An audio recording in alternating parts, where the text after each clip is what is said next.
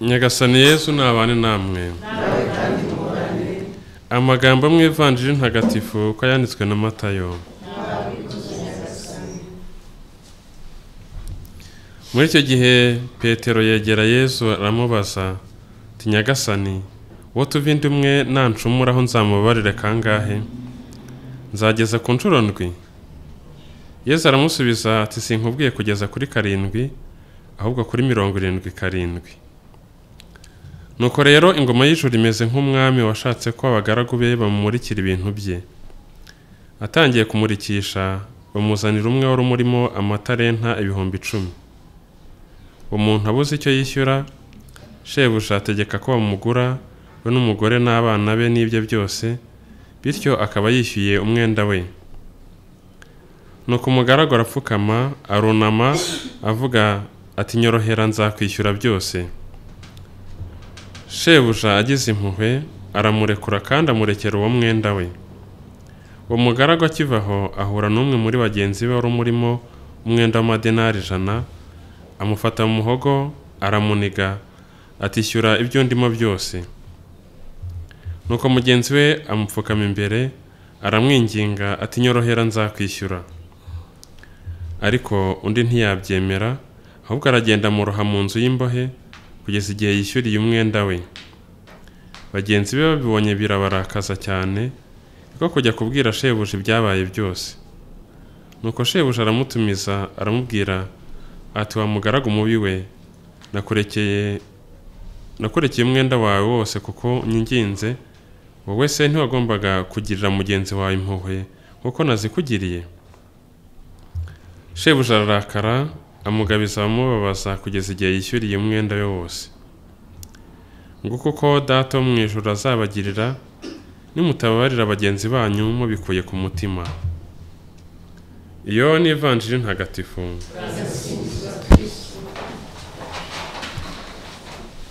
Ijambo ry'Imana ry'uno munsi rongera kutwibutsa umugenzo mwiza wo gusaba no gutanga imbabazi.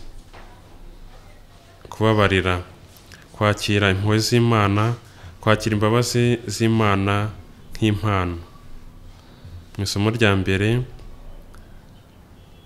ujye mu gitabo cy'umuhanuzi Daniyeli, tuhafite urugero rwo kwinginga Imana dusaba imbabazi, twibuka ko turi abanyantege nkeya. Kandi no kubabarira bishingira kuri uko kumva ko twababariwe. Bishingira kuri uko kwakira imbabazi z'Imana nk'impano duhabwa. Bishingira kuzirikana ko iteka iyo twicujije ibyaha byacu tugasaba imbabazi, Imana itubabarira. Muri iki cy'igisibo, gutakambira Imana tuyisaba imbabazi birushaho kuturanga. Dusaba Imana imbabazi kandi bishingiye ko tuzi ko Imana ari nyembabazi, ari nyampuhwe, ari urukundo. Iteka ihora idutegeye amaboko, dutegereje ngo tugaruke, yizera ko tuzagaruka, itavuga ngo byararangiye, ntago idukuraho amaboko. Nka wa mubyeyi mu Ivanjiri nanone ya Luka, tubwira ko yarahoraga ategereje wa mwana we, yasaga nkaho ahora ategereje wa mwana we, bikirara yizeye ko azagaruka. Igihe aje amwakirana ibyishimo. Dutakambira Imana, twakire impuhwe z'Imana mu isakaramentu rya penetensiya, by'umwihariko muri iki gihe cy'igisibo. Inzitizi zose zatuma tutakira impuhwe z'Imana muri penetensiya tuzamagane. Mu Ivanjiri Yesu akaduhamagarira gushyira mu bikorwa ya magambo duhora dusubiramo muri Dawe uri mu ijuru, ngo utubabarire ibicumuro byacu nk'uko natwe tubabarira abaducumuyeho. Muri Ivanjiri ya Mutagatifu Matayo, umutwe wa 18, imirongo ibanziriza aho twasomye guhera ku murongo 21, bavugamo guhanana bya kivandimwe, urukundo rwa kivandimwe, bitwibutsa ko nubwo no mu bakirisitu no mu bemera Kristo hajya hazamo guhemukirana. Yesu akatwigisha rero ko uwahemutse agomba kwegerwa kugira ngo mukigorora, ukifatanya n'undi, ugashaka n'undi cyangwa n'ikoraniro kugira ngo mumugarure, ukomeze kubana mu rukundo. Petero rero nuko kubaza ikibazo buri wese yakwibaza, atese umuvandimwe nancumuraho nzamubabarire kangahe?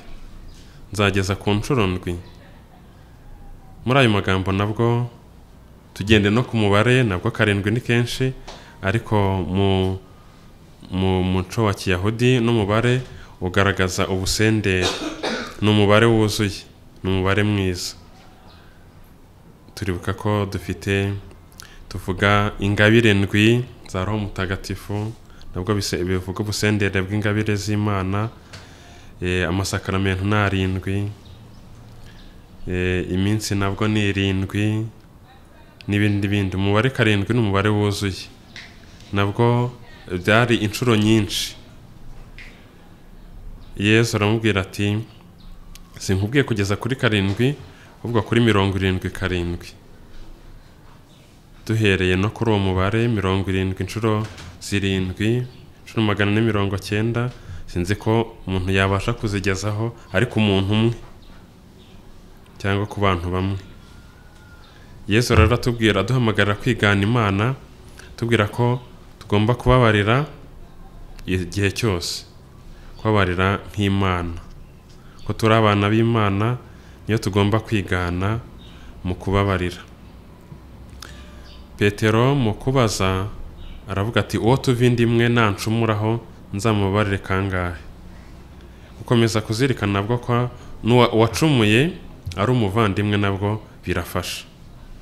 Yarahemutse, yaracumuye, yakoze rwose ibibi, ariko akomeza kuba ari umuvandimwe kuko ari umuntu nkawe, kandi by'umwihariko akaba nawe ari umukirisitu, yaracungujwe amaraso ya Kristo.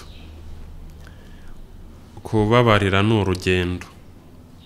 Ivanjiri ya none iratwibutsa kuzirikana ko turi nk'uwo muntu wari ufite umwenda munini ukomeye atabashaga kwishyura, kandi ariko kubera ko yinginze, sebuja akaba yaramubabariye. Natwe rero imbere Imana iratubabarira iteka ryose, igihe cyose twicujije. Muri buri gitambo cy'Ukaristiya dutangira dusaba imbabazi, turonka imbabazi z'ibicumuro byacu, ibyo bicumuro byoroheje akenshi tuba tutanibuka, Imana iratubabarira. Igihe cyose twicujije ibyaha byacu muri penitensiya, Imana iratubabarira. Igihe duhora twibuka ko turi abanyabyaha ariko bababariwe. Yesu Kristo ku musaraba yaravuze ngo bababarire kuko batazi icyo bakora. Twese turi muri abo ngabo Yesu yababariye, bigasa nkaho twishyura uwo mwenda. Ariko mu buzima bwacu bwa buri munsi biratunanira, turatsindwa, twitwara nk'uno mugaragu wibuzemo impuhwe, kandi mugenzi we nawe amutakambiye avuga ati nyorohera nzakwishyura, ariko ukwihangana kurabura. Yesu rero ngira ko tuhamagarira kwisuzuma, tugakomeza urwo rugendo rwo kwakira imbabazi z'Imana nk'impano, impano tugomba gutanga, tugahora tumutakambira ngo ababarire bose kuko ari we nyiri imbabazi. Tumusabe rero ababarire bose mu mitima yacu. Muri igihe cy'igisibo dutere intambwe, twisuzume turebe niba ntawe tugomba gusaba imbabazi, niba ntawe nawe twumva bituvuna kubabarira, duhore dutera intambwe, twakira impuhwe z'Imana, twakira imbabazi z'Imana nk'impano kandi tuzitange, kuko uwaducumuyeho ni umuvandimwe. Kandi uko tugira ibyishimo, tugira amahoro mu mutima wacu iyo dusabye imbabazi, niko natwe tuzikeneye. Dukeneye ayo mahoro, dukeneye ibyo byishimo, dukeneye gukira ibikomere, ariko umuti akaba ari uwo nguwo wo gusaba no gutanga imbabazi. Umubyeyi Bikira Mariya adufashe gutera intambwe koko yo kuba abigishwa beza ba Yesu barangwa n'imbabazi. Nyagasani Yesu nabane namwe.